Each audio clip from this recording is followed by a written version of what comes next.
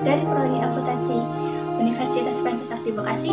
Di sini saya akan membahas tugas risau PKN dengan dosen pengampu Ibu Tin Hartini MPD. Pengertian filsafat Pancasila. Filsafat Pancasila adalah penggunaan nilai Pancasila sebagai dasar negara dan pandangan hidup bernegara. Pada prinsipnya, Pancasila sebagai filsafat ialah perluasan keunggulan dari awal sebagai dasar dan ideologi yang telah merambah ke dalam produk filsafat. Fungsi filsafat Pancasila. Yang pertama, sebagai jiwa bangsa Indonesia. Yang kedua, sebagai kepribadian bangsa Indonesia. Yang ketiga, sebagai sumber dari semua sumber hukum. Ideologi nasional. Pengertian ideologi. Ideologi merupakan gabungan dari bahasa Yunani ideos dan logos, yang berarti tujuan, cita-cita, sudut pandang, pemikiran, dan pengetahuan. Nilai-nilai ideologi Pancasila. Pancasila memiliki 5 sila yang memiliki nilai ketuhanan, kemanusiaan, persatuan, kerakyatan, dan keadilan. Nilai-nilai Pancasila memiliki sifat objektif yang berarti, pertama, rumusan dari Pancasila memiliki makna yang paling dalam. Yang kedua, Pancasila yang terdapat pada pembukuan UUD 1945 sebagai kaidah pokok. Fungsi ideologi Pancasila. Negara memiliki peranan atau fungsi, yaitu sarana pemersatu bangsa Indonesia, membimbing dan mengarahkan bangsa. Fungsi ideologi Pancasila. Nilai-nilai yang terkandung dalam Pancasila digunakan sebagai ideologi nasional bangsa Indonesia. Konsep nilai moral dan norma. Konsep nilai secara etimologis, nilai berasal dari kata value Inggris, lere Latin yang berarti kuat, berguna, harga, taksiran, mutu, dan kadar. Konsep moral.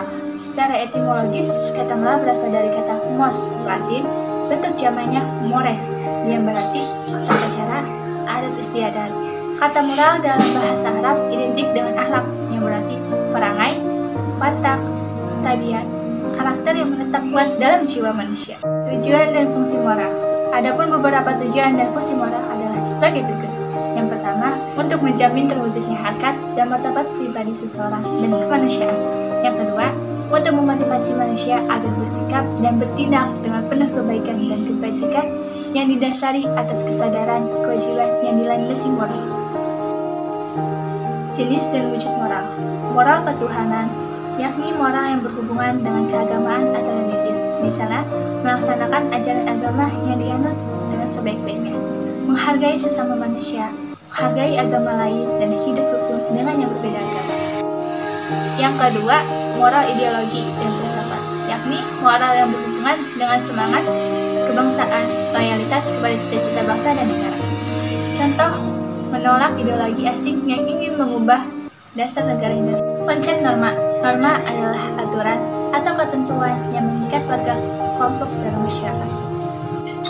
Macam-macam norma yaitu A. Norma agama, B. Norma kesusilaan, C. Norma kesopanan, D. Norma hukum. Politik berasal dari bahasa Yunani polis yang berarti negara kota yang berkaitan dengan warga negara.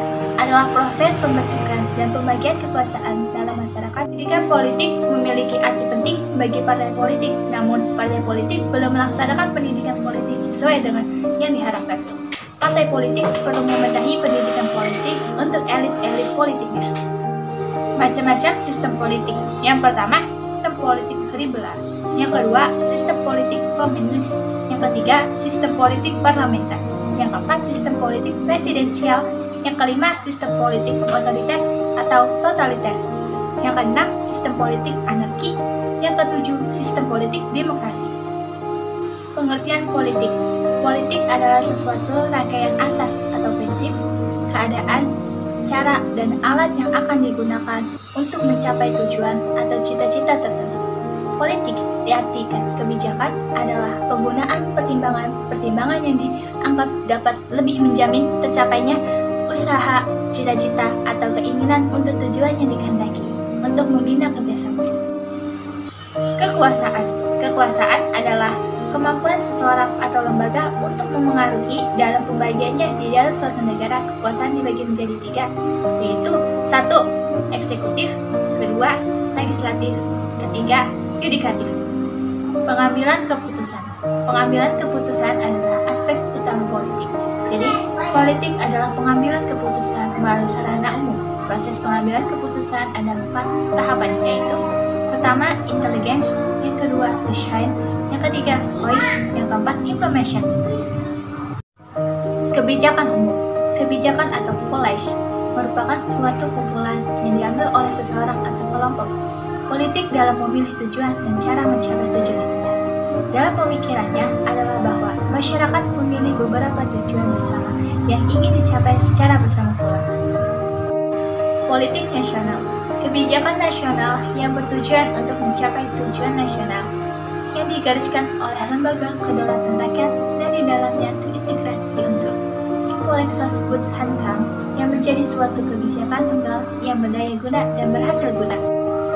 Strategi nasional, suatu seni atau ilmu dalam mengembangkan dan menggunakan kekuatan-kekuatan nasional Impulengsosbud-Hankam dalam masa damai maupun dalam masa perang untuk mendukung pencapaian tujuan-tujuan yang telah ditetapkan dalam politik nasionalnya. Aspek-aspek dalam penyusunan program nasional. Program nasional sangat diperlukan untuk menyalurkan dan menuangkan strategi ke dalam berbagai tugas dan kepentingan untuk dapat diterapkan oleh unsur dan badan tertentu. Perencanaan di tingkat nasional selalu dikaitkan dengan permasalahan organisasi dan distribusi sumber daya dan sumber dana yang tersedia untuk memenuhi tuntutan pokok. Sehingga yang perlu diperhatikan adalah tingkat perencanaan, anggaran dan pembiayaan, data dan informasi, hubungan strategi dengan teknologi. Terima kasih sudah menonton video saya.